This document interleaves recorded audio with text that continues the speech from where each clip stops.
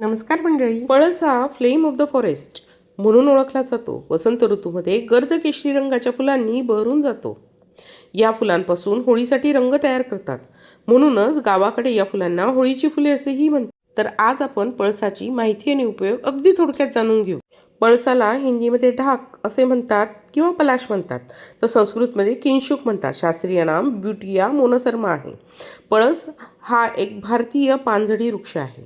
हा एक आयुर्वेदिक वृक्ष आहे. भारत, पाकिस्तान, इंडोनेशिया, श्रीलंका, बांगलादेश या देशांमध्ये विपुल प्रमाणात हा वृक्ष आढळतो. पळशाचे झाड हे मध्यम उंचीचे असते. साधारण 10 ते 15 मीटर उंच वाढते. खोडाला फांद्या आणि उपफांद्या फुटतात आणि झाड मस्त मोठे होते. फुले वसंत ऋतूमध्ये असतात. फुलांचा रंग गर्द केशरी असतात.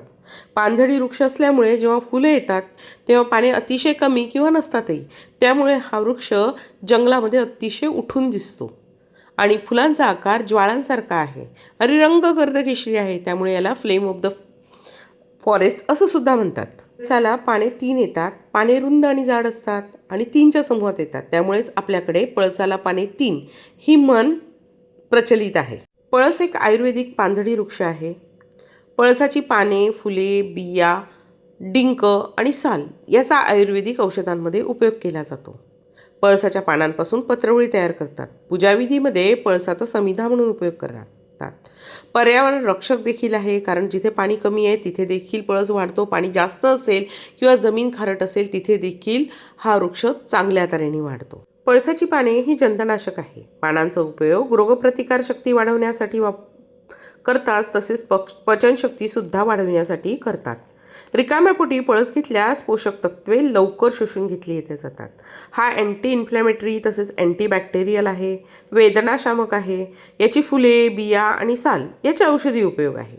पळसापासून जो डिंक मिळतो त्याला कमरकस असे म्हणतात आणि कंबरदुखीवर हा वापरला जातो. पळसाची जी पानं आहे त्याचा उपयोग त्वचा रोगांवर करतात.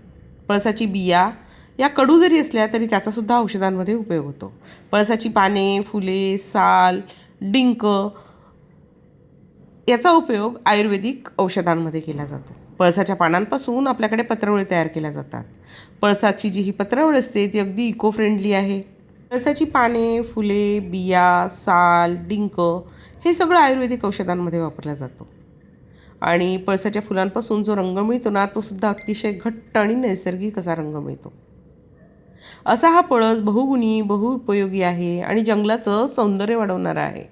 असा हा देखणा वृक्ष नुसतं मानवासाठी नव्हे, इतरही पशु, पक्षी, प्राणी यांचं आश्रयस्थान आहे. त्यांना अन्न पुरवणारा आहे. तर अशा या वृक्षाची माहिती तुम्हाला कशी वाटली नक्की सांगा.